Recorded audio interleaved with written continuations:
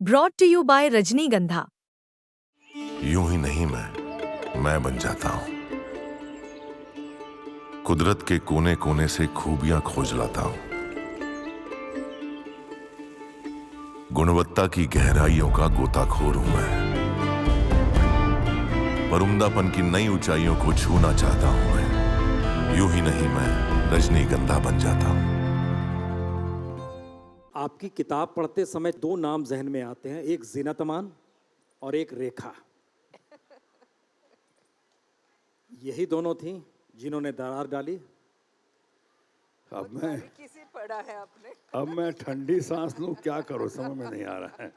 अब तो हो गई बात। लेकिन आपने एक चीज़ देखी होगी, जिस किताब का जो आपने जिक्र किया, एनीथिंग बट खामोश, अगर उसमें आपने एक चीज़ देखी है कि बहुत ही ऑनेस्ट एंड ट्रांसपेरेंट बायोग्राफी है जो आज शायद बेस्ट सेलर बन गई है, वहीं दूसरी तरफ आपने किताब में देखी है कि एक तरफ जहाँ पैशन है, स्ट्रगल है, अचीवमेंट्स है, ह्यूमर है, ट्रेजेडीज हैं और कशिश है, कोशिश है और सेल्फ मेड बनने की एक ज़बरदस्त कला है उसके अंदर कि वाहिगुरु का आशीर्वाद और अल्लाह ताला का फजल और प्रभु की ऐसी अनुकंपा के अलावा आप कह सकते हैं कि सेल्फ मेड मैन इससे निकल रहा है, इस किताब से, जो लोगों को इंस्पायर करता है और ख़ासकर यंगर जनरेशन को मोटिवेट करता है, इंस्पायर करता है।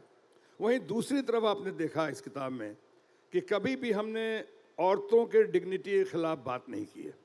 हमने कहा जब बात हमारे बच्चे हैं, उनके बच्चे हैं, हमारी बहुत सारी फ्रेंड्स रहीं और मैं उन तमाम फ्रेंड्स का बहुत एहसानमंद हूँ कि उनसे बहुत कुछ सीखा है हमने। I take all my friends, specially girl friends को मैंने I take them as my gurus. उनसे बहुत कुछ सीखा है। हमारी गलतियों को सुधारा उन्होंने, हमारी हरकतों को सुधारा उन्होंने। हम जहाँ गलत थे उन्होंने कहा गलत हो, जहाँ किसी से मिलना है, माफ़ी मांगना है, माफ़ी मांग लो, छोटे नहीं हो जाओगे। ऐसी ऐसी बातें सिखाई है मुझको, तो मैं तो उनका बहुत एहसानमंद हूँ। इसलिए आपने देखा हो आम बायोग्राफी में बहुत टिटलिएटिंग या सेंसेशनल बातें होती हैं, इसमें ऐसी कोई बात नहीं है।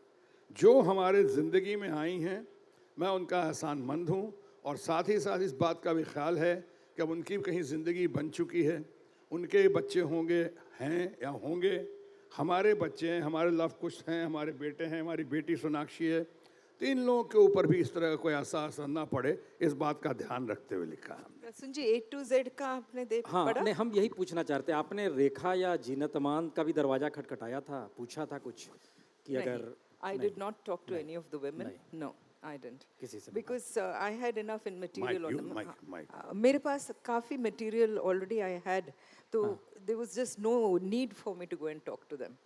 To talk to Zeenat or to Mumtaz or to anybody else. किसी हीरोइन Not से even to Reena. किसी हीरोइन से बात ही नहीं की थी इसके लिए हेमा मालिनी से बात की थी मैंने? और किसी से नहीं? नहीं, क्योंकि आपने बात कर लिया था ना। And you see there is नहीं, हमने इसलिए कहा, देखिए किताब जो लिखी जाती है, क्योंकि हमें याद आ रहा है अमिताभ बच्चन पे जो पहली किताब लिखी गई वो भी जर्नलिस्ट थे, बंगाल के थे, और नाम हम उनका बोल रहे हैं भट्टाचार्य, बहुत अच्छे आदमी है ना, बहुत अच्छे। अमिताभ बच्चन पे जब किताब लिखी जा रही थी तो वो शत्रुघ्न सिन्हा से मिलने आए थे। उस किताब में एक जगह मेंशन है, और अगर आपको याद है, चूंकि वो किताब भी हमने पढ़ी है, उसमें आपने कमेंट किया रेखा के बारे में, आपको याद है क्या? रेखा याद है, कमेंट नहीं याद है। नहीं याद है? रेखा याद है बस। बताया जाए क्या? हाँ, आपने अमिताभ को कहा देख लेना रेखा ईमानदार नहीं है। मैंने समझाने की कोशिश की उसे। अब इन बातों को जाने दें प्लीज, पर्सनल नहीं, बहरहाल चूंकि आपने जिक्र किया उस दौर का जिस समय आप अनवर अली ये थे, अनिल धवन थे, असरानी थे, सब लोग, आप लोग एक साथ बैंड स्टैंड में जो बैठा। जी। आपने अमिताभ बच्चन के लिए आपने कहा तो गंगा की सौगंध मिली उन्हें। अमिताभ बच्चन ने कभी आपके लिए रेकमेंड किया किसी फिल्म के लिए, या सब में चेक लौटाने पड़े आपको? नहीं, मैं अमिताभ ने नहीं किया, बट इसका मतलब ये नहीं कि वो गलत है, क्यों रिकमेंड करेंगे मुझे। मैं तो चाहता था कि अमिताभ फिल्मों में से बाद आए थे, मुझे लगता है कि बहुत टैलेंटेड हैं, बड़ी अच्छी आवाज़ थी और मुझे बहुत भाग है, वो लोगों को भा जाते थे। लेकिन फिल्म इंडस्ट्री में बहुत लोगों को लगता था कि नहीं बहुत लंबा है, इसके लिए हीरोइन नहीं मिलेगी, मैच कैसे करो। अल्टीमेटली हीरोइन मिली, long and short of the film industry, Amitabh Bachchan और हमारी जया भाभी जया बच्चन दोनों मिली, लेकिन उस समय कहते हीरोइन नहीं मिलेगी इनके लिए, किसको लेके आ रहे हो, कौन है तुम्हारा दोस्त। लेकिन एक दो चीज़ें हुई हैं जो मैं किताब में शायद लिख चुका हूँ और बताना ज़रूरी है, खासकर यंगर जनरेशन को। एक दो फिल्म में, जैसे दीवार फिल्म, दीवार मेरे लिए लिखी गई थी सलीम जावेद, और मेरे पास सब्जेक्ट था भी करीब 6 महीने से ज़्यादा, लेकिन कुछ मेरे प्रोड्यूसर्स में और सलीम जावेद में कुछ बात हो गई या नहीं बनी, तो उन्होंने कहा कि हम इसको छोड़ देते हैं। हमको छोड़ दो, तुम्हारा प्रेरोगेटिव है। और उसके बाद वो पिक्चर अमिताभ बच्चन के पास गई, फिर रेस्ट इज़ हिस्ट्री। उसी तरह से एक फिल्म थी शोले। हाँ, शोले में बहुत लोग चाहते थे मैं गब्बर सिंह का रोल करूं शोले में, लेकिन रमेश सिप्पी बहुत चाहते थे, जोर दिया, उन्होंने अपनी किताब में भी लिखा है कि मैं अमिताभ बच्चन ने जो रोल किया है और वो फिल्म में वो रोल मैं करूं, यानी अमिताभ ने बाद में किया।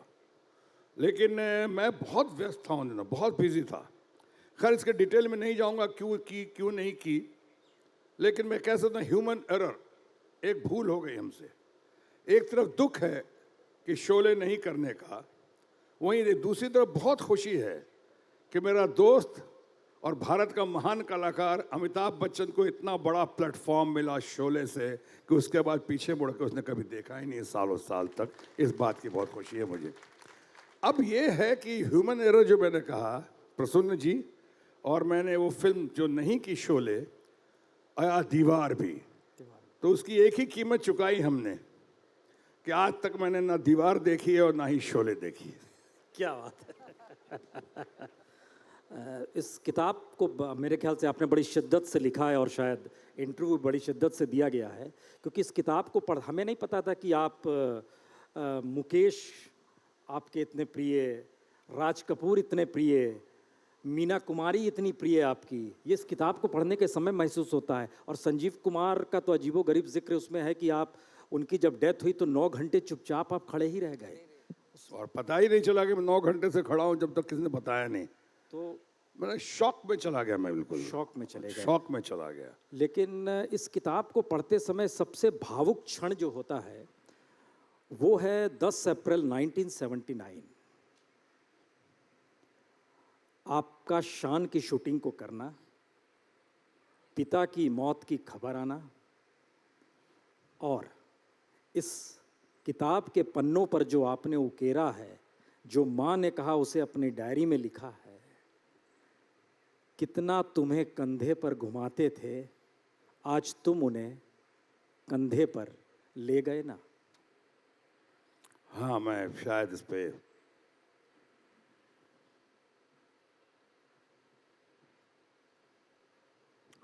Yes.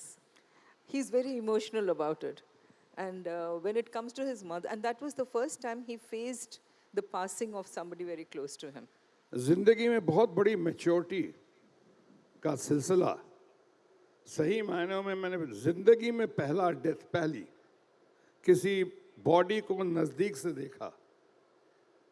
इतना बड़ा स्टार बन गया था। इसके पहले मुकेश जी की डेथ हुई थी। मुकेश का मैं बहुत बड़ा फेवरेट रहा, मैंने बहुत बड़ा प्रशंसक, फैन आज भी हूँ। और उनकी जब डेथ हुई तो मैं आधे रास्ते जा रहा था फ्यूनरल तक, और आधे रास्ते से लौट कर चला आया, मुझे लगा कि नहीं देख पाऊँगा। उसी तरह मीना कुमारी की डेथ हुई थी, मैं उनके घर पे गया और उनके घर के नीचे से जब जा रहा था वहीं पे रुक गया मैं खंबा पकड़ के। मैंने कहा नहीं, मैं नहीं जा पाऊँगा। मेरे पड़ोस में बहुत बड़े फिल्म मेकर देवेंद्र गोयल जी, देवेंद्र गोयल, उनकी डेथ हुई, जिन्होंने आदमी सड़क का बहुत सारी फिल्में बनाई थी, और ऐसे ऐसे उन फिल्मों के गाने जो आज भी कोई शादी कंप्लीट नहीं होती है उसका हीरो मैं ही था। उस फिल्म के गाने के बगैर एक फूल दो माली, वो भी है। और वो जो है कि तो एक फूल दो माली, आदमी सड़क का, जिसका गाना आज मेरे यार की शादी है, आज मेरे यार हर जगह बजता है वो। उनके घर गया और उनको मिड शॉट से, long shot, almost mid long shot से देखा, और मैं देख नहीं सका, आ गया। मुझे नहीं पता था जिस कड़वी सच्चाई को मैं अवॉइड कर रहा था वो दस्तक दे रही थी मुझको मेरे घर से ही। और पिताजी का, मैं माँ बाप का सबसे छोटा बेटा, राम लखन भरत शत्रुघ्न, जब तक उनको चाहता था कि मेरे पिताजी हमको यानी उनसे बहुत कुछ सीखता था। मेरे पिताजी खुद अमेरिका से, बहुत कम लोगों को पता होगा कि अमेरिका से बीएससी एमएससी करके आए थे। फिर भी उनकी ख्वाहिश थी कि हमारे 4 बेटे में 2 साइंटिस्ट बने और 2 डॉक्टर्स बने। तो doctor Ram Sinha space scientist हैं, आज भी अमेरिका में हैं। Doctor Lakhan Sinha aviation scientist बने, अमेरिका 18 साल रह के अब हिंदुस्तान आ गए हैं। डॉक्टर भरत सिन्हा अभी भी लंदन में बहुत अच्छे डॉक्टर हैं, नामचीन हैं, बढ़िया हैं। अब मैं तो कंपाउंडर बनने के लायक नहीं था। अब मेरे लिए बड़ी कोशिश की गई कि इस कॉलेज में, उस कॉलेज में जुगाड़ लगाया बिहार में, जैसे बहुत सारे कॉलेज में, उसमें विष्णु राय कॉलेज तो नहीं था, लेकिन फिर भी पटना मेडिकल कॉलेज में जुगाड़ लगा के मैं कुछ शायद नंबर 6 था वेटिंग लिस्ट में। आयुर्वेदिक कॉलेज में नहीं, होम्योपैथिक कॉलेज में नहीं।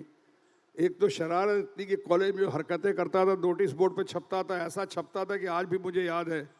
Mister Shatrughan Prasad Sinha, roll number 210 of BSc, has been fined ₹25 for his misconduct, and he has been warned that any such reputation will mean his removal from this college. Copy forwarded to all head of the department and the notice board of the girls' common room. Signed, N.S. Nagendranath, Principal, Patna Science College, Patna 7. ये पढ़ ये मुझे याद था वहाँ पे। तो किसी ने कहा कि FTIA चले जाओ, वहाँ पे टैलेंट लेके तुमको बचाएगा, रास्ता दिखाएगा। FTIA में पहली बार ही सिलेक्शन हो गया मेरा। कटी फटी शक्ल लेकर वहाँ गया। मेरे पिताजी इतने अच्छे थे, लेट एंड ग्रेट फादर, उन्होंने कहा नहीं, ये मैं साइन नहीं करूँगा। आपको याद होगा फॉर्म में लिखा होता है फादर और द गार्डियन। फादर मेरे थे, अब तो शायद मदर का भी नाम आता होगा, सही आता है। तो फादर ने साइन नहीं किया और थर्ड लखन भैया ने साइन किया एज अ गार्डियन। सोचा अगर कोई गड़बड़ करेगा तो हम लोग संभाल लेंगे। लेकिन उसके बाद हमारे, ये तो पेरेंट्स और बच्चों के बीच में होता है, लेकिन हमारा रिश्ता बहुत मजबूत था। इतना ज़्यादा कि हर 2 दिन में बॉम्बे से फ़ोन करना, बुलाने की कोशिश करना, मुंबई घर पे आ जाओ, हमारा घर हो गया। और वो दस्तक कड़वी सच्चाई दे रही थी मुझको पटना से। और जब मैं गया, इसलिए आपको उस समय जवाब नहीं दे पाया, अभी तक लगता है जैसे कल की घटना है। और कोई दिन ऐसा नहीं जाता है जैसे कि अपने पिता को याद नहीं करता, अच्छा अपनी माता को याद नहीं करता। ऐसा लगता है कि सर के ऊपर से एक छतरी हट गई, जो आपने छतरी का जिक्र किया। एकदम अनाथ हो गया मैं। और ये इतना बड़ा स्टार था, और वहाँ जा रहा हूँ फ्यूनरल ग्राउंड पे, वहाँ लाठी चार्ज भी हो रही है। लोग कह रहे हो देखो कितनी बड़ी आंखें हैं इसकी, अरे लाल लाल आंख हो गई है, रो रहा हूँ। और वो डायलॉग गौतम गोविंदा का और किस फिल्म का, उस फिल्म के डायलॉग की बातें हो रही। फैंस तो स्वाभाविक है, उनको क्या मतलब है, उनको मौका मिला सामने से देखने का। अब अजीब सी हालत फ्यूनरल ग्राउंड में। ये लर्निंग हुई वहाँ से कि कड़वी सच्चाई है, इसको स्वीकार करो। स्वीकारने के अलावा कोई रास्ता नहीं है। और उनके जो बताए हुए रास्ते हैं, जो सही आपको लगता है तर्क के साथ, उस पर आगे बढ़ो, उन बातों को बढ़ाओ। और उसी अप्रैल में, 10 अप्रैल को अगर पिताजी का हुआ, तो उसी के चंद साल बाद अम्मा जब चली गई, तो मैं हेल्थ मिनिस्टर बना। 2 महीने बाद अम्मा चली गई। आकाश हेल्थ मिनिस्टर बनने से पहले चली गई, वो 22 अप्रैल को। तो ये दोनों मेरे लिए ज़िंदगी का बहुत बड़ा सबक रहा है। और इसलिए जब आपने छेड़ दिया तो मैं थोड़ा नहीं, बहुत भावुक हो गया था। इसलिए नहीं बोला, इसलिए मैं भारती को कहा कि आप बात आगे बढ़ाओ, आप बात करो। थैंक यू वेरी मच, आपने याद दिलाया मुझको। Thank you.